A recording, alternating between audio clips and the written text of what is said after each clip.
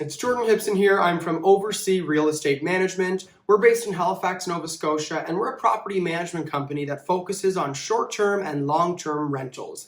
Today, as the title suggests, you've come here for information on short-term rentals. Now, my company, Oversea, has successfully managed over 7,000 reservations in the last 3 years, generating more than $3 million for our owners across the world. We're mainly a third-party manager, which means that we're managing on behalf of other people. We take care of everything from A to Z when it comes to their property, from welcoming guests, to marketing the property, to adjusting pricing, to paying the bills, to dealing with the housekeeping and day-to-day maintenance.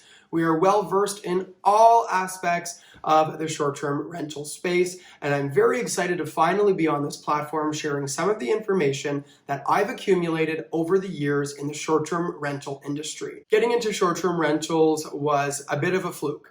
I started in property management of long-term rentals. I was managing your standard condo or single-family home or maybe a small multi-unit building that had long-term year lease tenants in it. This is a pretty straightforward form of renting.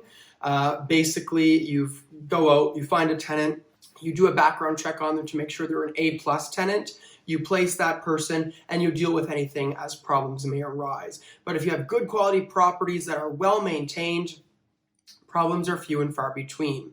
The short-term rental industry is a whole different set of rules and systems. It is truly a complete shift from what I was used to. And I got involved in it because a client in, let's say, a more progressive market than Halifax, Nova Scotia said, "Hey, Jordan, we want to do Airbnb. Are you willing to help us?" And I said, "Of course I am. I'm sure I can figure this out." Well, it was a lot of trial and error. It took several years to perfect our systems, but we're at a place now where we really have this down to a science. Over 7,000 reservations has taught us a lot about the guest expectation, about how to manage day-to-day operations, and of course, the bottom line, staying profitable in the business. Without further ado, I present you 5 things that I wish I knew before I got into the short-term rental world. The first thing that I wish I knew getting into the short-term rental business was just how hands-on it really is. With long-term rental management, you're hearing from tenants every now and then as problems arise. With short-term tenants, you're getting phone calls that say, "Hey, how do I turn on the shower?" Or "How do I turn on the kettle?" Or "How do I see the hockey game on this television?" It's a whole wide range of different problems. People are much more inclined to pick up the phone or shoot you a message to ask you a simple question. Therefore, you need to be available 24/7. I mean it, 24 hours, 7 days a week, including holidays. I can recall Christmas days where I am delivering batteries to a property because there was an outage and the flashlight, of course, was not tested. I've had so many funny situations and stories where a guest has just needed me and I had to be there. And if I wasn't, it probably would have turned into a pretty negative experience. So, like I said, number 1 is being available 24/7 for your guests. Worst case scenario, a guest arrives at 2 o'clock in the morning. Lockbox doesn't work, they can't get in. They are calling Airbnb to say, "Hey, I can't get in my rental."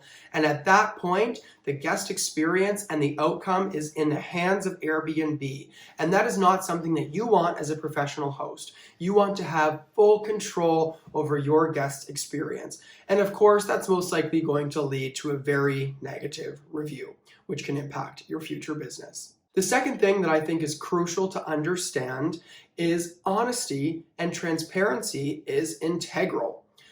On your listing, you don't want to make anything sound better than it actually is. Matter of fact, we take the opposite approach. We try to be as realistic as possible, and we lay out everything a guest should possibly know, both in the photos and in the written description. If it's a wood frame building, the guest should expect a little bit of noise between units. If it is close to the street, they should expect some street noise. If there is a drainage pipe that happens to run through the unit and when Sally upstairs takes a shower, you hear a trickle, the guest should know that. If you accept pets or have had pets in the past, the guest should know that. Don't be afraid to be extremely transparent. And you might find yourself wanting to take a marketing approach and say, well, if I put that in there, will they still book with me? The question really should be, I want the people that are going to be in love with my space as soon as I arrive. How do I make sure I target for those people? And being honest is always the case. A great example is a property that we have that just has this funny shower that's good for people that are about 5'10" and below. If you're over 5'10", you'll be crouching and doing that whole thing. So we're very clear about that in the listing. Another example is sofa beds. Guests may say that a sofa bed is not big enough for 2 people, and the next person may say, of course it's big enough for 2 people. We actually measure the sofa bed and put that on the listing, or we'll say this is an IKEA like Soleil sofa bed or something along those lines, so the guest has a full understanding of what they are getting. When your guest arrives, they should say, wow, this place is better than I expected, not worse, because that's not a great way to start your stay. The third piece of information that I wish I knew is just how important a house manual is. A house manual, both digital and print, is crucial to reducing phone calls and messages. You really don't want to have a guest waste their time messaging or calling you to say, hey, how do I turn on the TV? Or when I turn on the TV, it's giving me a no signal sign. Or, hey, the Wi-Fi is not working. It's as simple as saying, if the Wi-Fi is not working, unplug the router and plug it back in. It might seem like common sense to us, but keep in mind, you've got travelers coming from all over the world. They don't necessarily understand the nuances of your property. If you can include all of those nuances in your house manual, you're guaranteed to reduce your number of calls significantly. Number 4, and one of the pieces that really goes to your bottom line, how much money you make, is the distribution of your property. Airbnb has become synonymous with the short-term rental world thanks to a very healthy marketing budget and a very smart marketing team. That being said, Airbnb is simply put not the short-term rental industry. Matter of fact, Airbnb gets less daily page views than places like Booking.com. So if you're only distributing on Airbnb, you're missing out on potential occupancy, and you're missing out on an opportunity to increase your average daily rate. Stronger occupancy gives you the flexibility to have a little bit of fun with your pricing. Maybe your July is 70% booked and it's only May, so let's hike those prices up by 10% to see what happens, because you already know you've got a strong baseline. And July is a month that you can pretty much rely on someone booking the night before if all else fails, so you can adjust that pricing down. Now you may say, well, other platforms charge so much, but that just simply isn't the case. When we look at Airbnb, they charge the host anywhere from 3 to 5%, but they also charge the guest upwards of 20%. Booking.com, on the other hand, charges the host a 15% commission. It's pretty steep, but they do not charge the guest any booking fees. That means you can increase your price on Booking.com by 15%, if not more, and potentially earn more money on other channels. You will quickly learn that each channel has its own interesting nuances that you'll need to get used to, such as on Booking.com, be prepared to process credit card payments yourself, while with Airbnb, the money just shows up in your bank account. It's too easy. The final piece that I want to talk about is cleaning. And this is a 2-part piece. Number 1 goes back to guest satisfaction. Guests expect absolute cleanliness. I can't say it any other way. I tell my housekeeping teams every day that every surface must be touched during every clean. I can't stress that enough. Every surface must be touched. You can't miss things like vents or fans that quickly gunk up with dust, or the back of your television. Have you wiped down the remote? Have you done the back of the toilet? Have you polished your chrome? Have you cleaned out your garbage bins? Have you replaced your mop head? Have you cleaned your broom head? All of these things need to be considered.